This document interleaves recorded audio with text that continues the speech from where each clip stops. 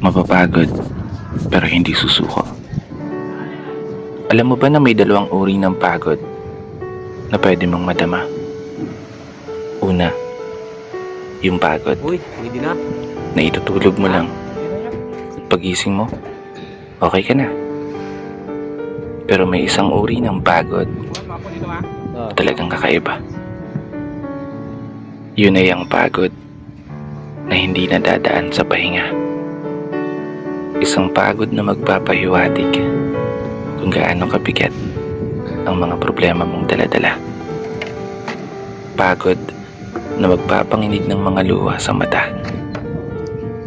Pagod na magdidikta sa'yo para sabihin ayaw mo na. Mapapatanong ka na lang talaga, saan nga bang direksyon ng aking mga paa? Mga paang tila pagod na sa kakahakbang.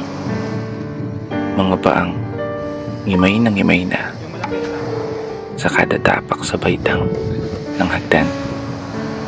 Isang hagdan na magdadala sa akin patungo sa isang palapag na pinapangarap ko. Mapapagod pero hindi susuko. Magpapahinga pero hindi hihinto.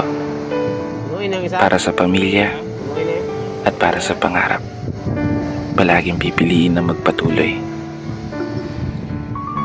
Kasi alam mo, kung ang pagod ay kapalit ng magandang kinabukasan, wala kang dahilan para sukuan ng pagod.